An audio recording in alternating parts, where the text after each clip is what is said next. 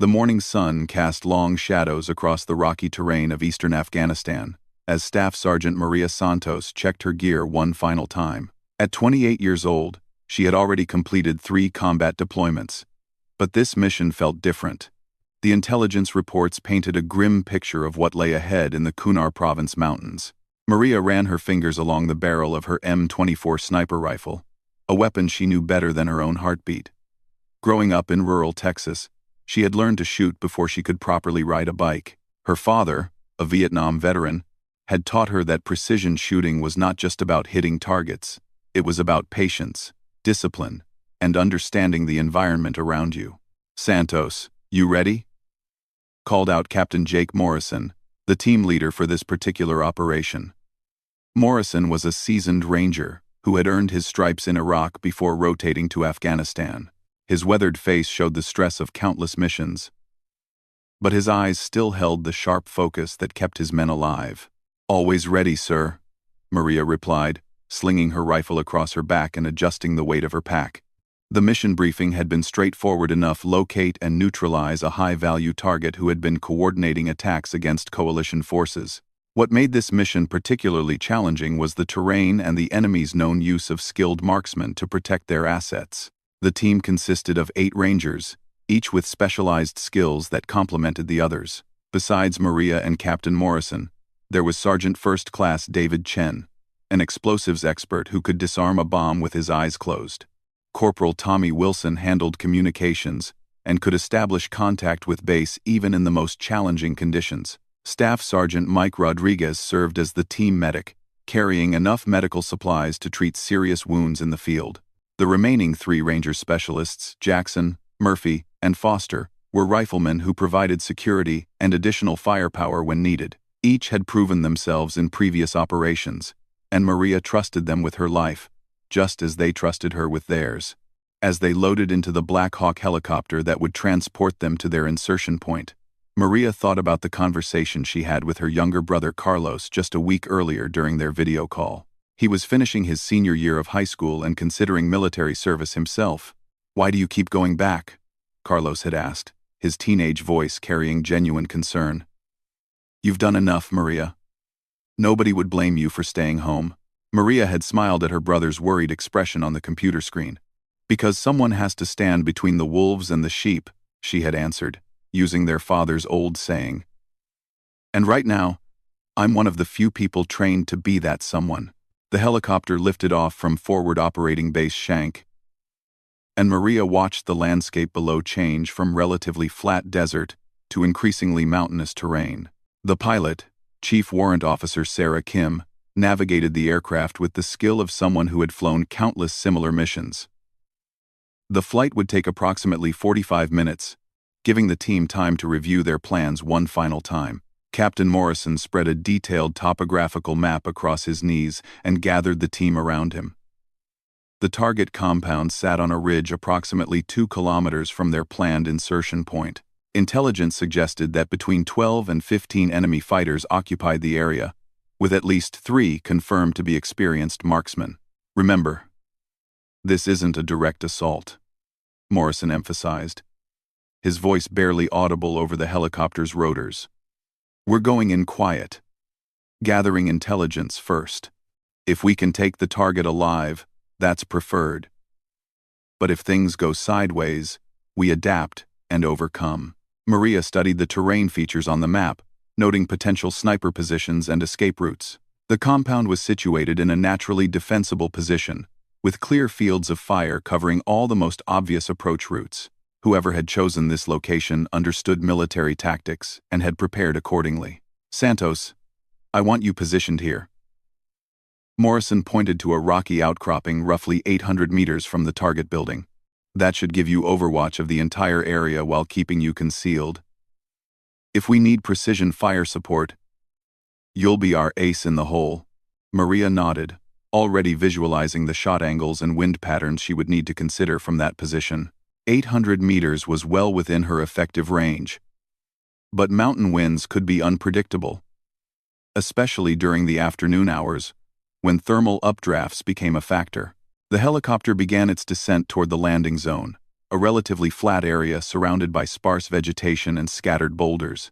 As they approached, Maria could see the pilot scanning for any signs of enemy activity. Landing zones were always vulnerable moments during any operation, as helicopters were sitting ducks if the enemy had advance warning. 30 seconds, called out the crew chief, raising his hand to signal the approaching landing. The Rangers checked their weapons one final time and prepared to move quickly once they hit the ground. Speed during insertion and extraction was often the difference between mission success and disaster. The Black Hawk touched down briefly, just long enough for the 8 Rangers to exit and move to covered positions. Within 15 seconds, the aircraft was airborne again, heading back toward base while maintaining radio contact in case emergency extraction became necessary.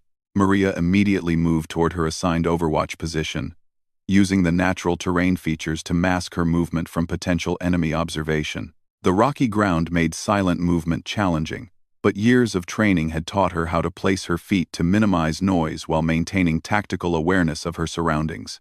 The rest of the team began their approach toward the target compound, moving in a tactical formation that provided mutual support while allowing them to respond quickly to contact from any direction. Captain Morrison took point, with Sergeant Chen covering the left flank and Corporal Wilson monitoring radio communications. As Maria climbed toward her sniper position, she noticed several things that made her increasingly uncomfortable. The area was too quiet, no bird sounds, no insects, none of the normal background noise that should be present in this type of environment. Her father had taught her that nature always provided warnings if you knew how to listen. Additionally, she spotted what appeared to be recent vehicle tracks leading away from the compound area. The tracks were partially concealed, but her trained eye caught the subtle signs of tire impressions in the harder-packed earth.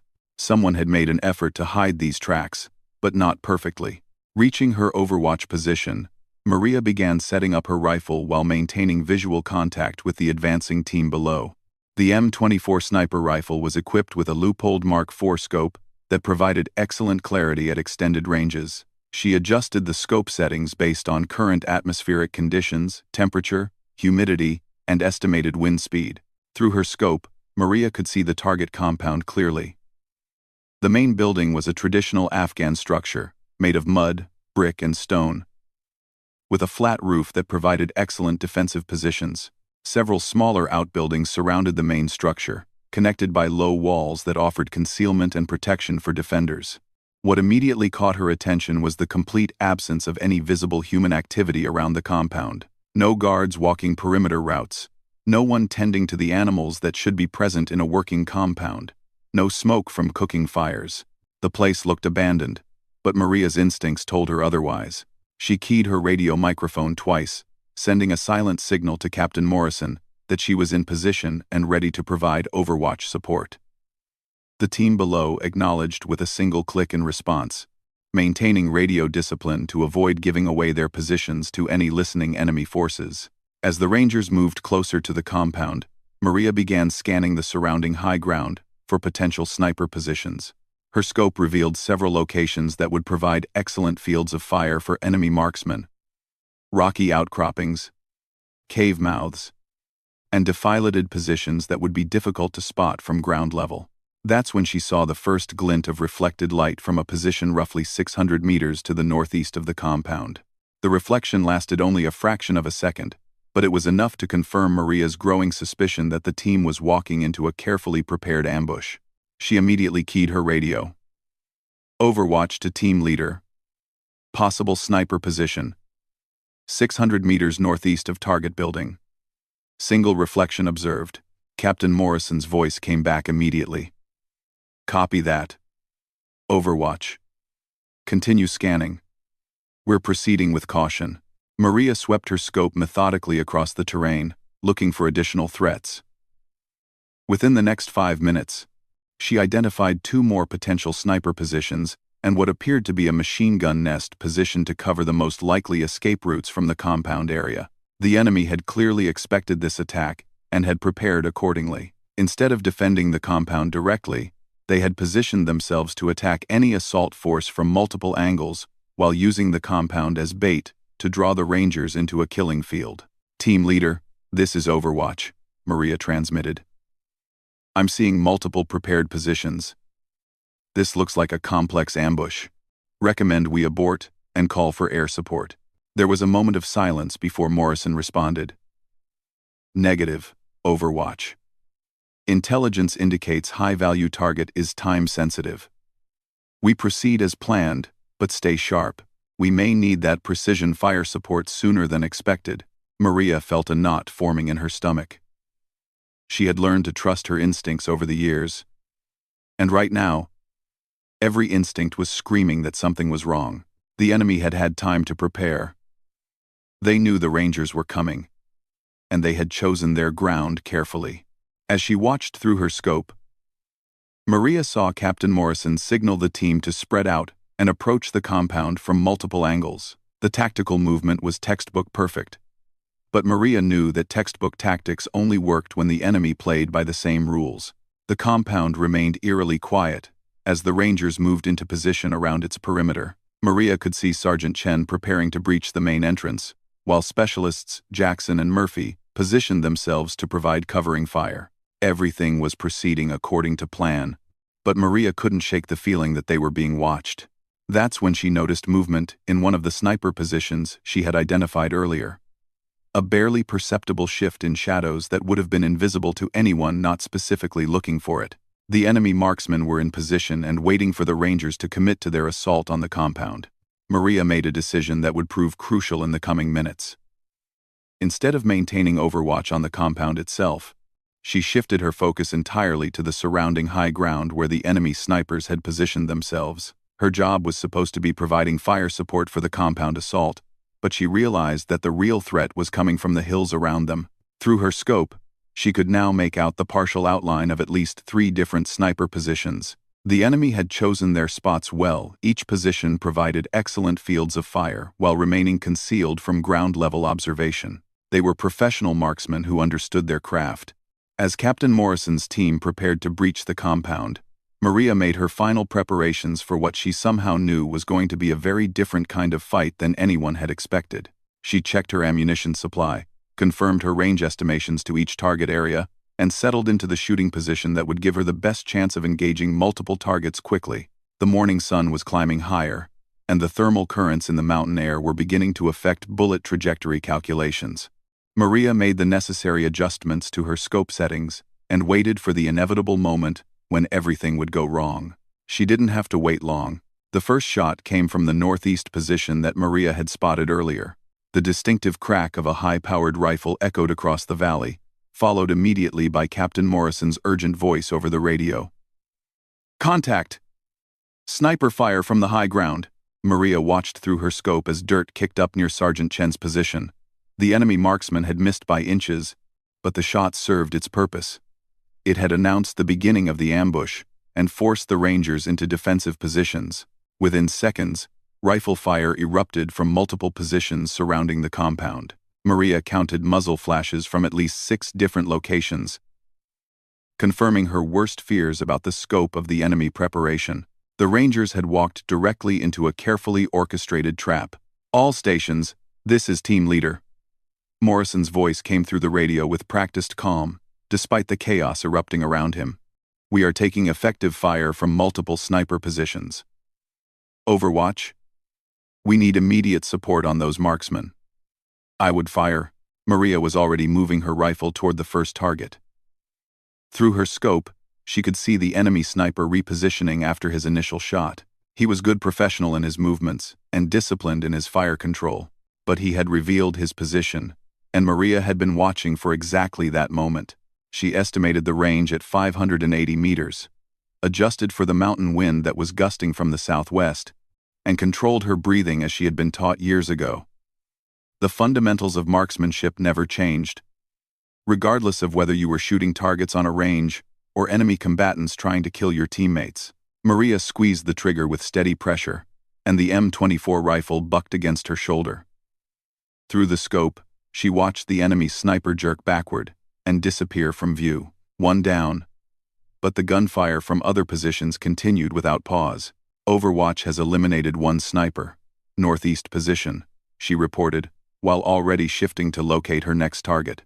The enemy marksmen were disciplined enough that they hadn't revealed their positions by increasing their rate of fire in response to their colleague's death.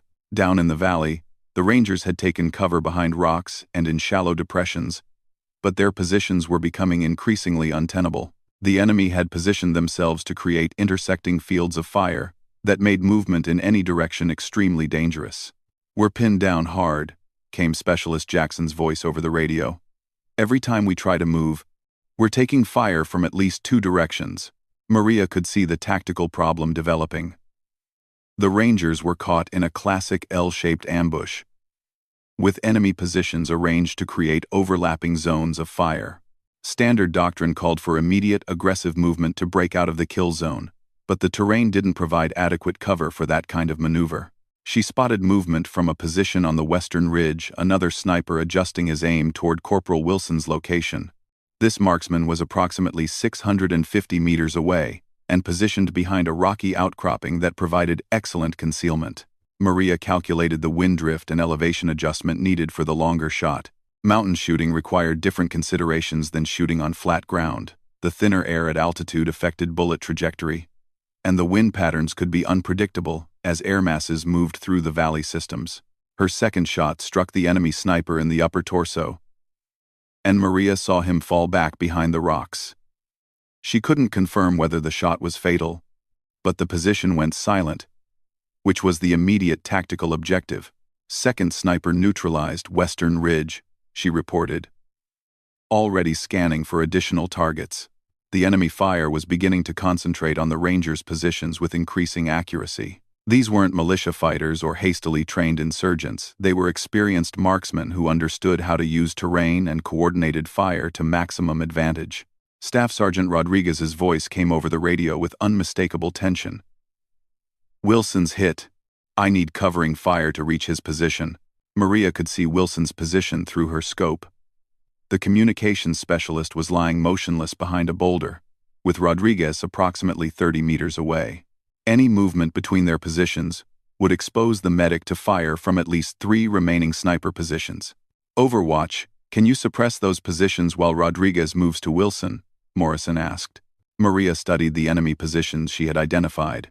3 confirmed snipers were still active, positioned in locations that provided overlapping coverage of the Rangers' area. To effectively suppress all 3 positions, she would need to engage them in rapid succession, which meant exposing her own position to counterfire. "Affirmative, team leader. Give me 30 seconds to get positioned, then I'll provide suppressing fire." Maria quickly repositioned herself within her hide sight to gain better angles on all 3 remaining sniper positions. The movement was risky. Any change in position could potentially give away her location to the enemy marksmen, who were undoubtedly scanning for her position. She settled into a shooting stance that would allow her to engage all 3 targets, without having to make major position adjustments between shots. The first target was at 520 meters on a ridgeline to the north. The second was positioned approximately 600 meters to the northwest, and the third was the farthest at nearly 700 meters to the west. "Ready to suppress," Maria transmitted. "Execute," came Morrison's immediate response. Maria fired her first shot toward the northern position, immediately worked the bolt to chamber another round, and shifted to the northwest target. She didn't take time to confirm the results of her first shot. The objective was suppression, not necessarily elimination. Her second shot struck near the northwestern position, sending rock fragments spraying across the area. Again, she worked the bolt and shifted to the western target for her third shot. The 700-meter shot was the most challenging due to the distance and the wind conditions, but Maria's bullet struck close enough to the target position to achieve the desired suppressive effect. All 3 enemy positions went silent temporarily. "Move," Morrison ordered, and Maria watched through her scope as Rodriguez sprinted across the exposed ground toward Wilson's position. The medic covered the distance in less than 10 seconds, sliding into cover just as enemy fire resumed. "Wilson's alive but unconscious," Rodriguez reported after a quick assessment. "Looks like a grazing head wound and possible concussion from bullet impact on his helmet. He needs immediate evacuation." The tactical situation was deteriorating rapidly. With Wilson down, the team had lost their primary communications specialist, which made coordinating support more difficult. Additionally, The Rangers were still pinned in positions that provided minimal cover and no good options for movement. Maria continued scanning the high ground, looking for the enemy marksmen who had resumed firing after her suppressive shots. These fighters were experienced enough to reposition after being targeted, which meant she would need to relocate them before she could engage effectively again. Movement caught her attention from a position she hadn't previously identified, a cave mouth approximately 750 meters to the southeast. An enemy sniper had been positioned there throughout the engagement, but hadn't fired until now, probably serving as overwatch for the other marksmen. This sniper was different from the others. His movements were more deliberate, his positioning more professional. Maria realized she was looking at the enemy team's most experienced marksman, probably the one responsible for coordinating the ambush. The range was at the extreme end of her effective capabilities with the M24 rifle, but the target presented a clear shot.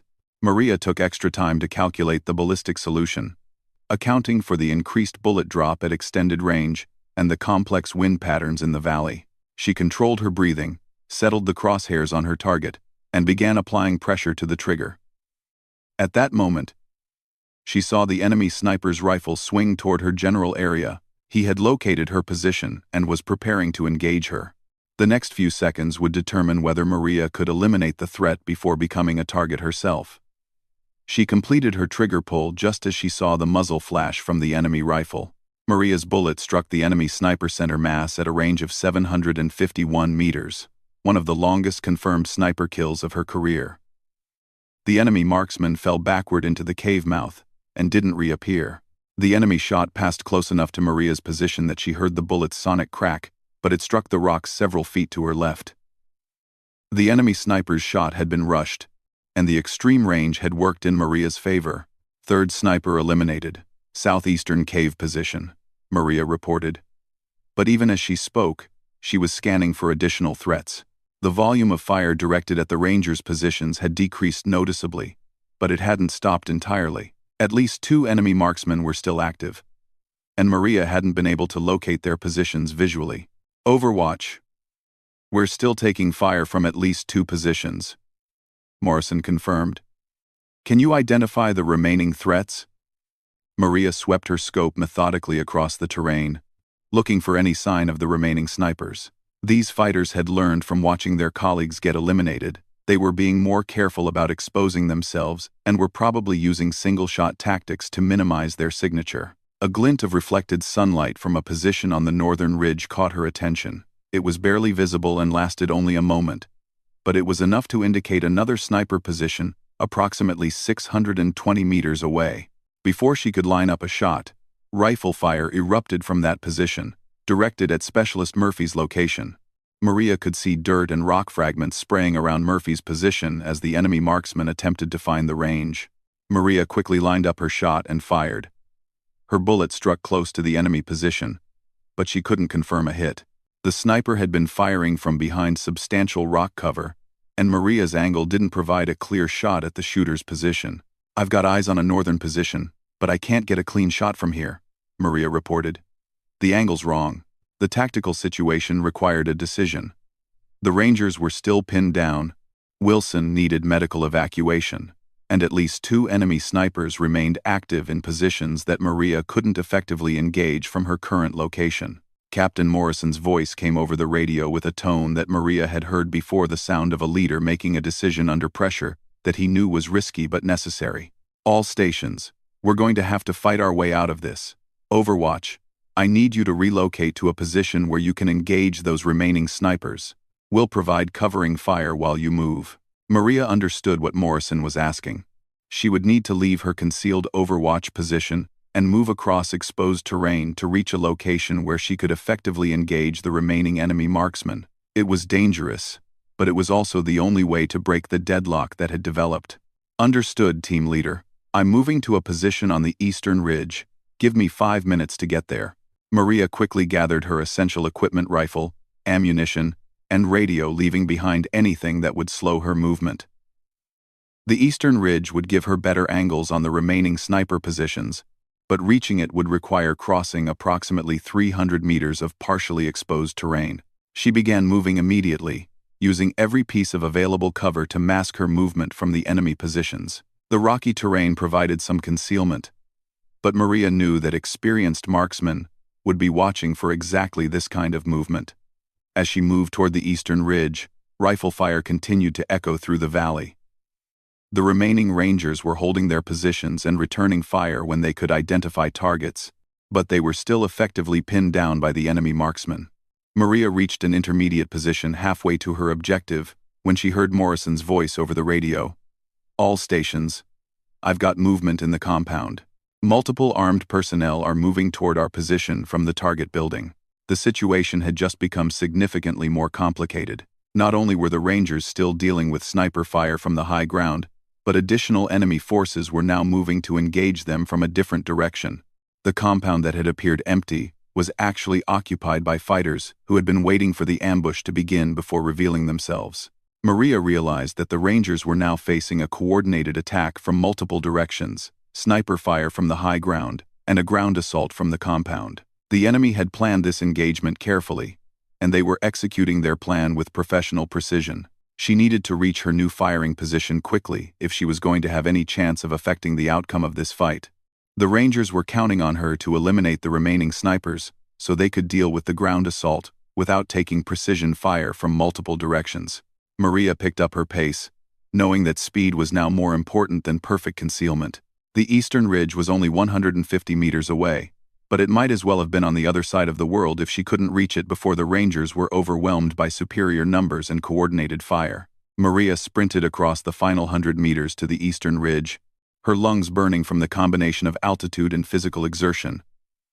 Behind her, the sound of gunfire intensified as the enemy fighters from the compound began their assault on the Rangers' positions. She could hear Captain Morrison coordinating the defense over the radio. "Chen. Murphy. Focus your fire on the compound. Jackson. Foster. Keep watching those sniper positions. Rodriguez. How's Wilson?" Still unconscious but breathing steady, came Rodriguez's response. "I can fight, but I can't move him without help." Maria reached her new position and immediately began setting up her rifle. The eastern ridge provided excellent sight lines to the northern and western areas, where she believed the remaining enemy snipers were positioned. More importantly, she could now see the compound clearly, and the enemy fighters who were advancing from that direction. Through her scope, Maria could see at least 6 armed men moving tactically toward the Rangers' positions. These weren't the wild, undisciplined attacks she had seen from some insurgent groups. These fighters moved with purpose and coordination, using available cover effectively while maintaining mutual support. But Maria's primary concern remained the enemy snipers. As long as those marksmen were active, the Rangers couldn't maneuver effectively to deal with the ground assault.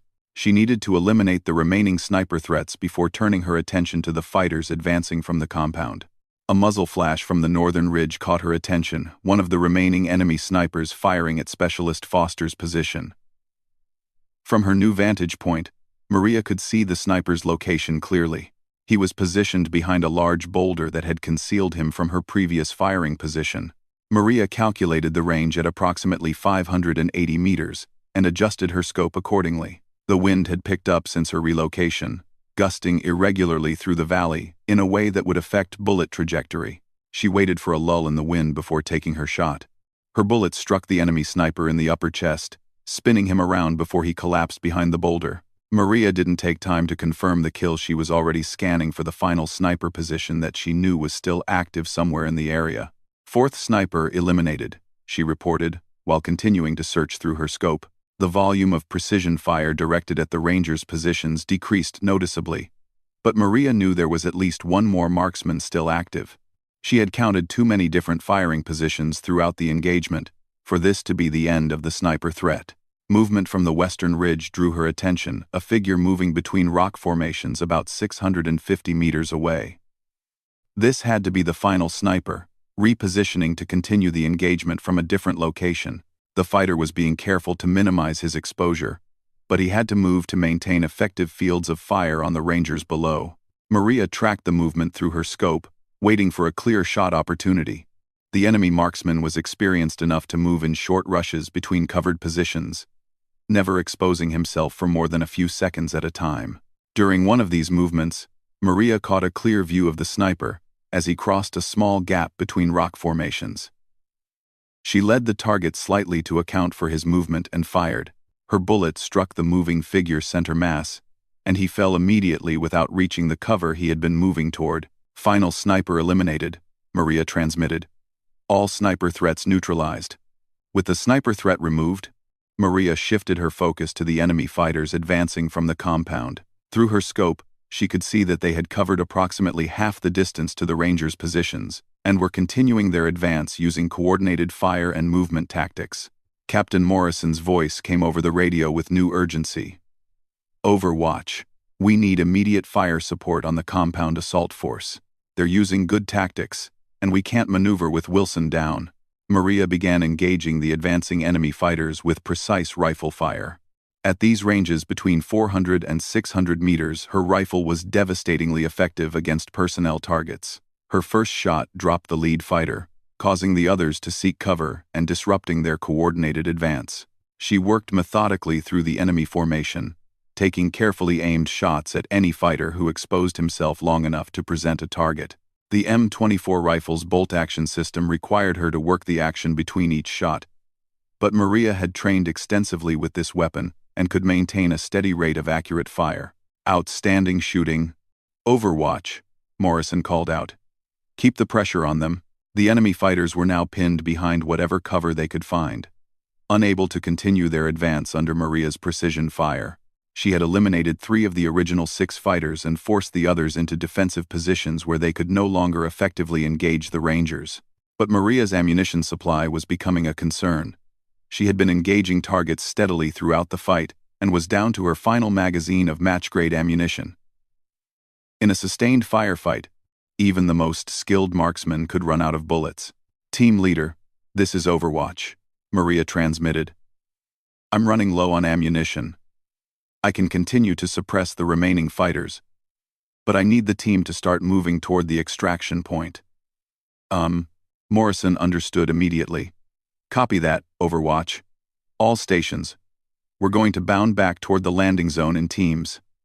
Rodriguez, can Wilson be moved? He's regained consciousness, Rodriguez reported. Weak and dizzy, but he can walk with help. Maria watched through her scope as the Rangers began their tactical withdrawal from the ambush site. They moved in coordinated teams, with some Rangers providing covering fire, while others moved to new positions closer to the extraction point. The remaining enemy fighters attempted to pursue the withdrawing Rangers but quickly discovered that Maria's Overwatch position commanded the entire valley. Any fighter who exposed himself to pursue the Rangers immediately became a target for her precision rifle fire. She engaged 2 more enemy fighters who tried to follow the Rangers' movement, forcing the survivors to remain in defensive positions around the compound area. The enemy's carefully planned ambush had been broken by Maria's elimination of their sniper teams and her subsequent precision fire support. Overwatch, this is team leader, Morrison called. We're approaching the landing zone. Can you provide cover for our extraction? Maria checked her ammunition, 4 rounds remaining in her current magazine and 1 additional magazine in her pack.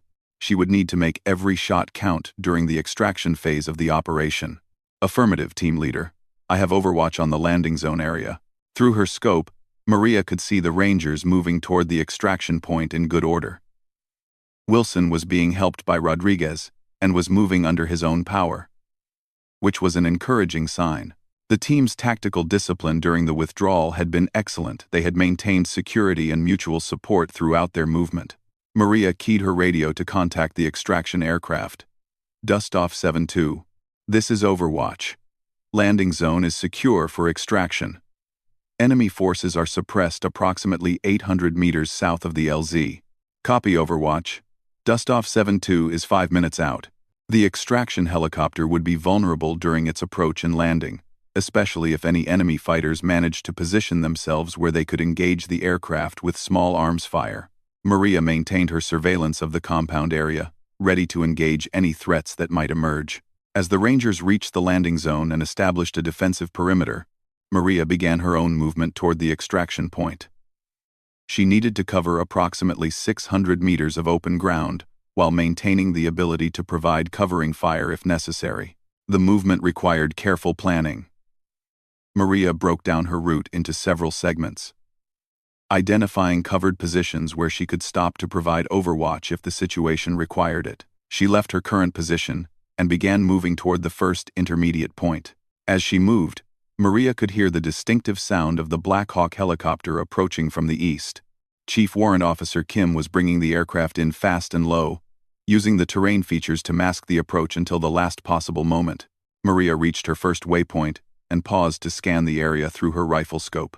The remaining enemy fighters around the compound appeared to be staying in their defensive positions, probably recognizing that any attempt to engage the extraction would expose them to her rifle fire from an unknown position. She continued moving toward the landing zone, covering the remaining distance in tactical bounds while maintaining situational awareness. The helicopter was now clearly visible, approaching the LZ in a steep descent that would minimize its time in a vulnerable hover. "Overwatch, what's your position?" Morrison called over the radio. 200 meters out and moving to the LZ, Maria responded. The Black Hawk touched down in the landing zone just as Maria reached the defensive perimeter established by the other Rangers. She sprinted the final 50 meters to the aircraft, while the rest of the team loaded Wilson and prepared for immediate departure. As Maria dove into the helicopter, she could see muzzle flashes from the direction of the compound as the remaining enemy fighters fired ineffectively at the departing aircraft.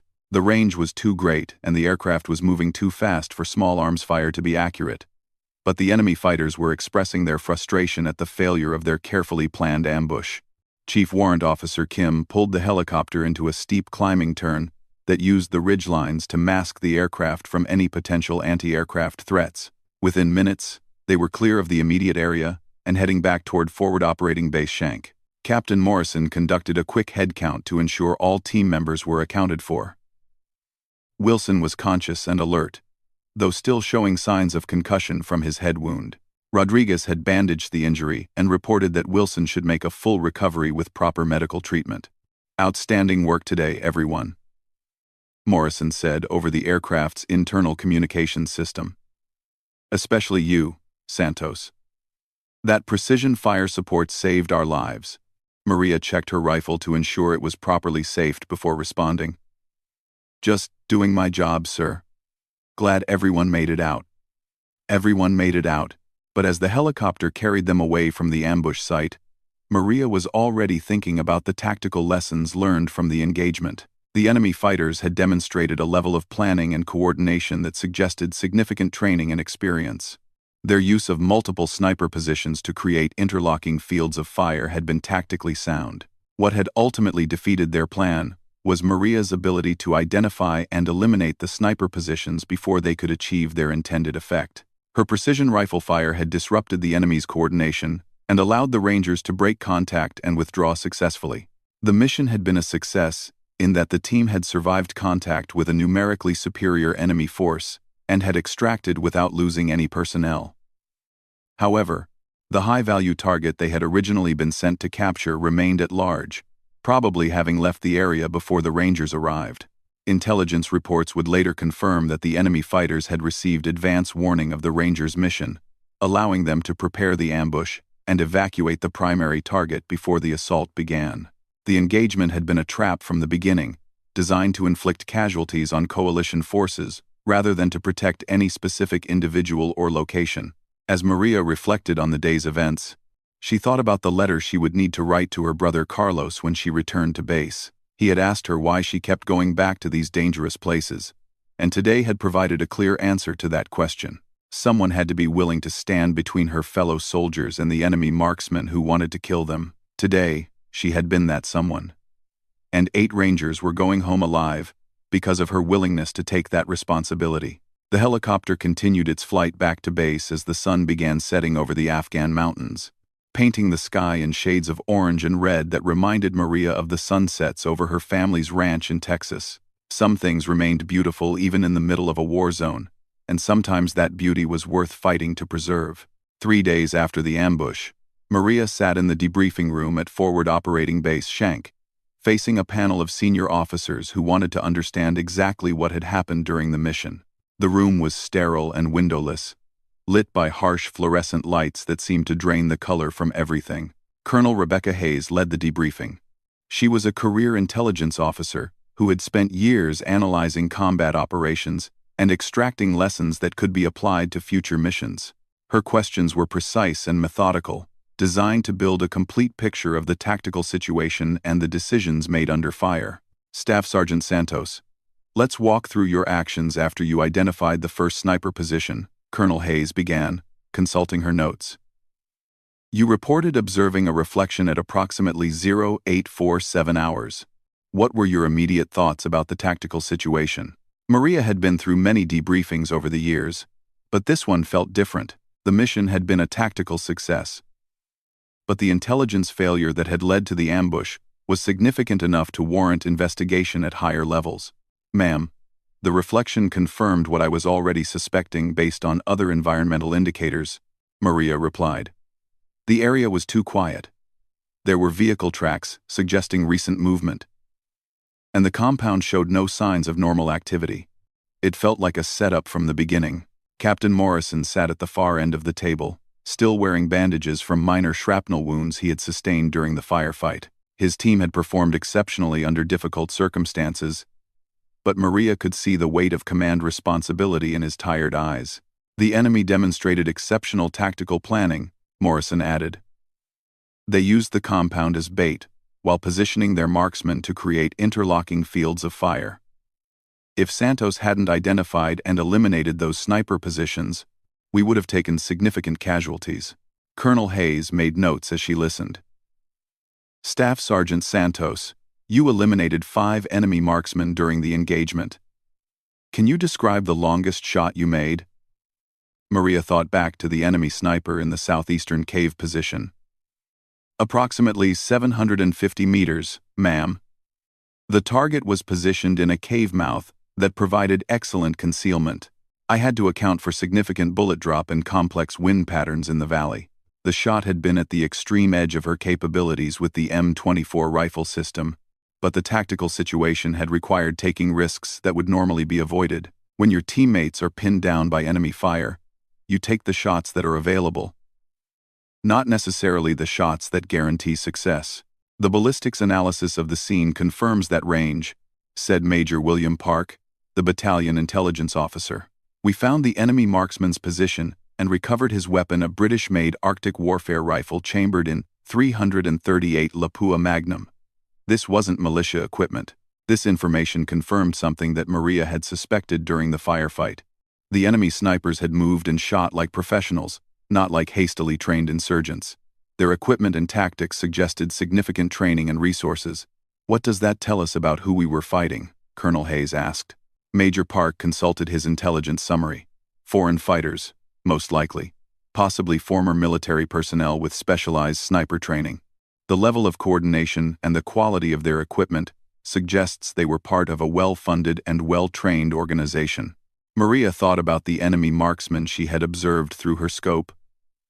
Their movements had been deliberate and professional, suggesting hundreds of hours of training and significant combat experience. These were not the kind of fighters that coalition forces usually encountered in routine operations. Staff Sergeant Santos, you made a decision to reposition during the engagement. Colonel Hayes continued. That movement exposed you to enemy fire but allowed you to engage threats that you couldn't address from your original position. Walk me through your decision-making process. This was the kind of question that could end a military career if answered incorrectly. Maria had made a tactical decision under fire that violated standard operating procedures for sniper overwatch positions. Snipers were supposed to remain concealed and avoid unnecessary movement that might compromise their positions. Ma'am, the Rangers were pinned down and taking casualties. I could see enemy sniper positions from my original location, but I couldn't engage them effectively due to the angles involved. Moving to the eastern ridge was risky, but it was the only way to provide the fire support that the team needed. Captain Morrison spoke up before Colonel Hayes could respond. Ma'am, Santos made the right call. My team would have been overrun if she hadn't eliminated those sniper positions. She took initiative under fire and saved lives. Colonel Hayes nodded but continued her line of questioning. What would you do differently if you faced a similar situation again? Maria had been thinking about this question since the mission ended. I would request additional sniper support, ma'am. One marksman, regardless of skill level, shouldn't be the primary counter-sniper asset for an operation in terrain that favors enemy marksmen. We were outnumbered from the beginning. This was a criticism of the mission planning process, though Maria phrased it diplomatically. The intelligence assessment had underestimated the enemy's capabilities and numbers, leading to an assault force that was inadequate for the actual threat they encountered. Major Park acknowledged the point. We're revising our standard operating procedures for operations in similar terrain. Future missions will include multiple sniper teams and additional intelligence assets to identify potential ambush sites. The debriefing continued for another 2 hours, covering every aspect of the mission in exhaustive detail. Maria described her shot sequences, ammunition, expenditure, and tactical observations. The officers asked about enemy movement patterns, weapon systems, and coordination methods. When the formal debriefing concluded, Colonel Hayes asked Maria to remain behind while the other personnel left the room. This kind of private conversation after a debriefing could go in several different directions: commendation, criticism, or additional assignments. Staff Sergeant Santos, I've been reviewing your service record. Colonel Hayes began after the room cleared. 15 confirmed kills over 3 deployments, expert marksmanship ratings, and consistent performance under pressure. You're being considered for several opportunities. Maria waited for the colonel to continue, unsure of where this conversation was heading. First, you've been recommended for the Silver Star for your actions during this mission. 5 enemy marksmen eliminated while under fire, protection of wounded personnel, and tactical initiative that saved lives. The recommendation will go through channels, but you should expect approval. The Silver Star was one of the military's highest decorations for valor, awarded for gallantry in action against an armed enemy. Maria had seen other soldiers receive this award, but she had never expected to be considered for it herself.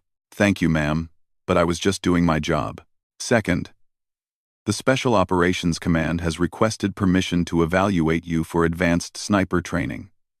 They're looking for experienced marksmen to join specialized counter-sniper teams. The training would take place at Fort Bragg and would lead to assignment with Special Operations units.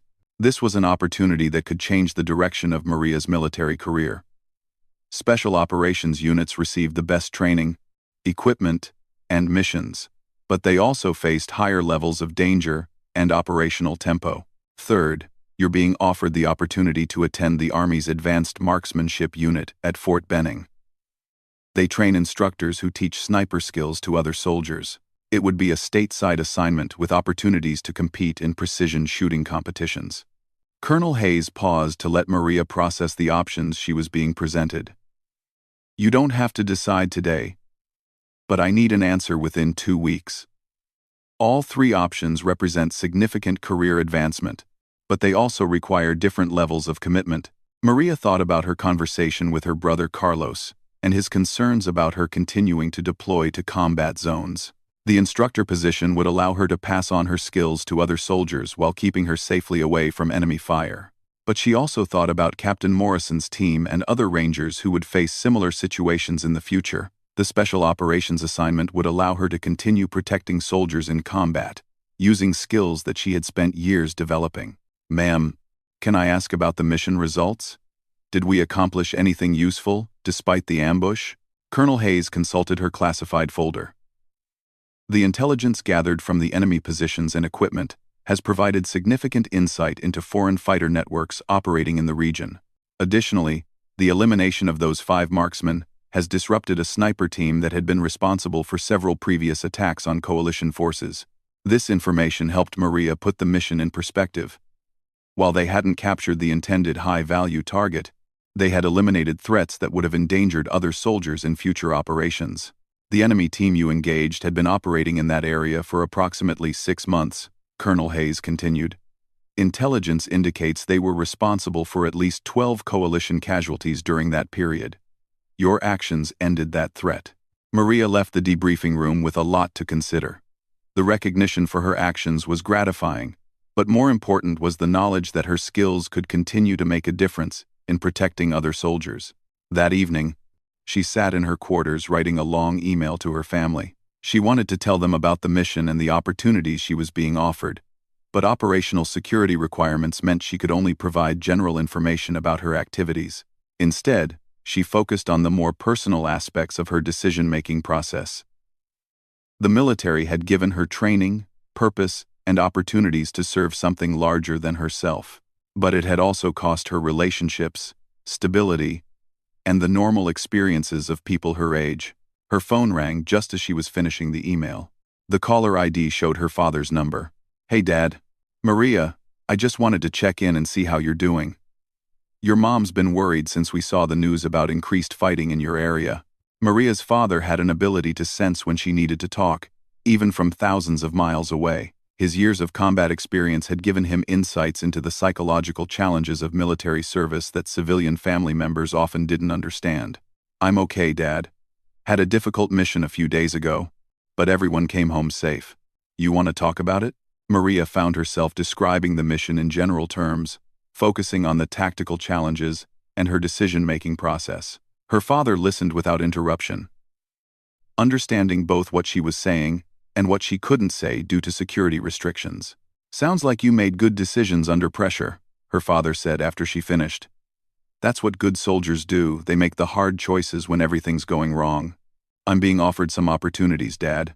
Different paths I could take with my career. I'm not sure which direction to go." Her father was quiet for a moment before responding. "What does your gut tell you?" This was a question her father had asked her many times over the years, usually when she was facing important decisions. He believed that people's instincts were often more reliable than their analytical thinking, especially when it came to understanding their own motivations and values. "I think I want to keep doing what I'm doing. There are soldiers out there who need someone watching over them, and I'm good at it." Then you have your answer. The military needs people who are willing to take responsibility for others' safety. If that's your calling, then follow it. After ending the call with her father, Maria returned to her email. She wrote about her gratitude for the training and opportunities the military had provided, her commitment to serving alongside other soldiers, and her recognition that this lifestyle required sacrifices.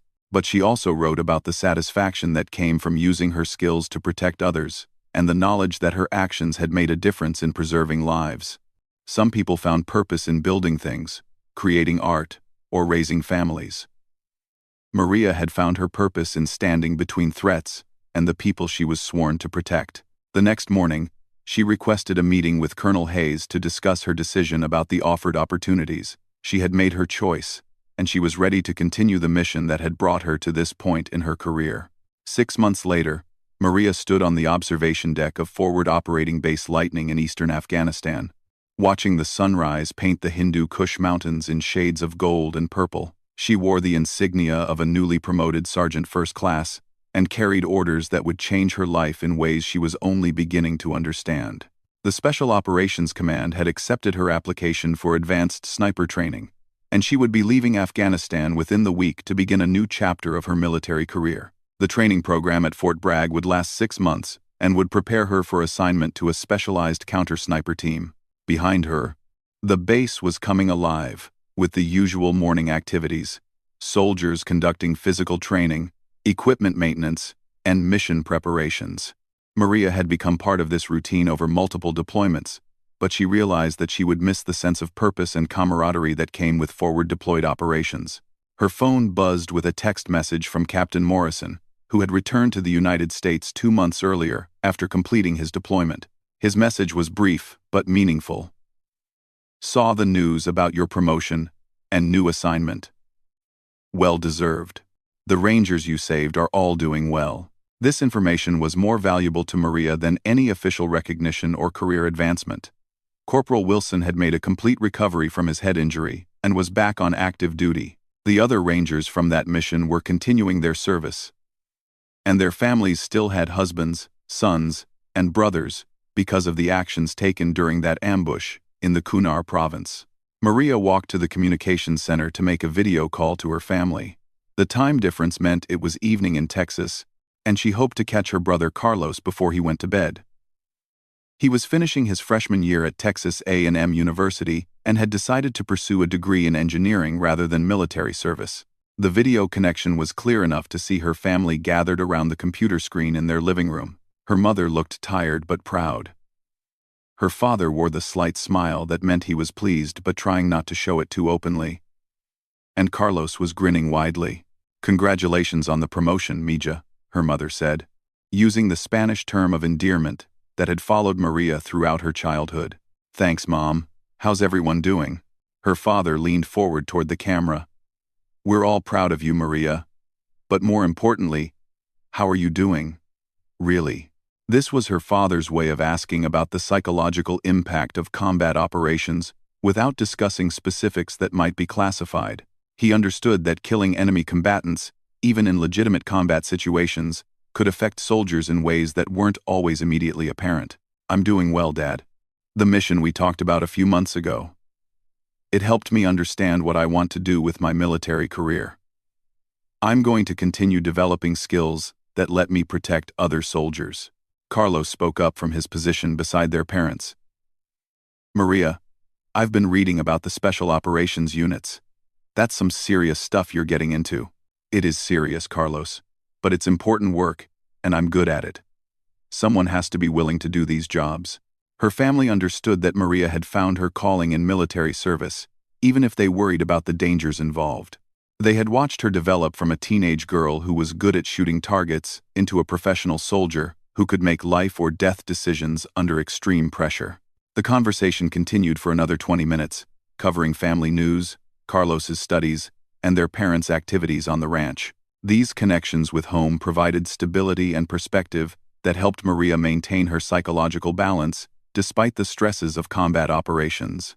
After ending the call, Maria walked to the base chapel for the memorial service being held for soldiers killed in action during the past month.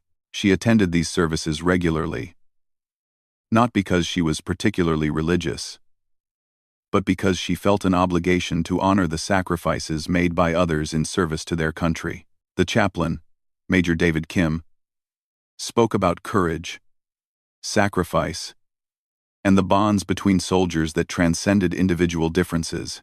Maria listened to the familiar words while thinking about the randomness of combat casualties and the narrow margins that separated the living from the dead. Following the service, she visited the base medical facility to check on Specialist Amanda Foster, who had been wounded in an IED attack 3 days earlier. Foster had been part of a convoy that Maria had provided overwatch for during several previous missions. Foster was awake and alert, her left leg immobilized in a cast, but her spirits surprisingly good considering her circumstances. She would be medically evacuated to Germany within the next 48 hours for additional surgery and rehabilitation. "Hey, Sergeant Santos," Foster said as Maria entered the room. "Heard you're getting out of this paradise to go play with the special operations guys." "Something like that. How are you feeling?" "Like I got hit by a truck, but the doctors say I'll make a full recovery. Might even be able to stay in the army if I want to." Maria sat in the chair beside Foster's bed. "What do you think you'll do?" Foster was quiet for a moment, staring at the ceiling tiles above her bed. "I don't know yet. Part of me wants to keep serving, but part of me thinks maybe I've done enough. It's hard to know what the right answer is." This was a conversation that Maria had heard many times over the years. Soldiers reaching decision points where they had to choose between continuing military service and returning to civilian life. There were no right or wrong answers, only personal choices based on individual circumstances and values. "Whatever you decide, you've already served with honor," Maria said. "That's something no one can take away from you." After leaving the medical facility, Maria returned to her quarters to begin preparing for her departure from Afghanistan. She had accumulated various personal items over the course of her deployment: books, letters from home, photographs, and small mementos that helped make military life more bearable. Among her possessions was a letter from a high school student in Ohio whose class had adopted Maria's unit for a support project. The student, Sarah Mitchell, had written about her interest in military service and her admiration for female soldiers who were serving in combat roles. Maria had been corresponding with Sarah for several months, providing insights into military life and encouraging her academic studies. Sarah was planning to attend West Point after graduation, with the goal of becoming an army officer.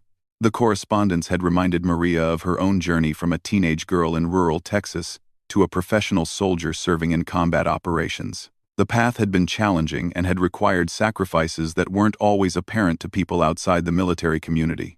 But the path had also provided opportunities for personal growth, professional development, and service to something larger than individual interests. Maria had discovered capabilities within herself that might never have been developed in civilian life.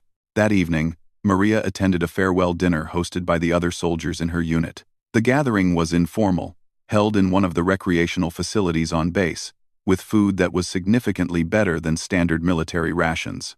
Staff Sergeant Mike Rodriguez, the medic who had treated Corporal Wilson during the ambush, presented Maria with a plaque commemorating her service with the unit. The inscription read, "In recognition of exceptional courage and dedication to the protection of fellow soldiers." The gesture was meaningful not because of the physical award, but because it represented recognition from peers who understood the challenges and responsibilities of combat operations. These soldiers had seen Maria perform under pressure and had judged her actions based on professional standards rather than political considerations or civilian expectations.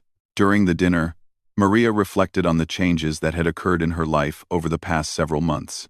The ambush in the Kunar province had been a defining moment that clarified her understanding of her role as a soldier and her commitment to protecting others. The experience had also demonstrated the importance of individual initiative and professional competence in situations where standard procedures and plans were inadequate. Military training provided the foundation for effective action, but combat situations often required soldiers to adapt and improvise based on immediate circumstances. The following morning, Maria completed her final equipment inventory and packed her personal belongings for shipment to her next duty station. She turned in unit equipment that would be used by her replacement and completed administrative requirements for departing the deployment. Captain Lisa Zhang, who had assumed command of the unit after Captain Morrison's departure, conducted Maria's final out-processing interview. Zhang was an experienced officer who had served multiple combat deployments and understood the challenges facing soldiers transitioning between assignments. "How do you feel about leaving combat operations for training assignments?" Zhang asked. "I'm looking forward to developing new skills," Maria replied.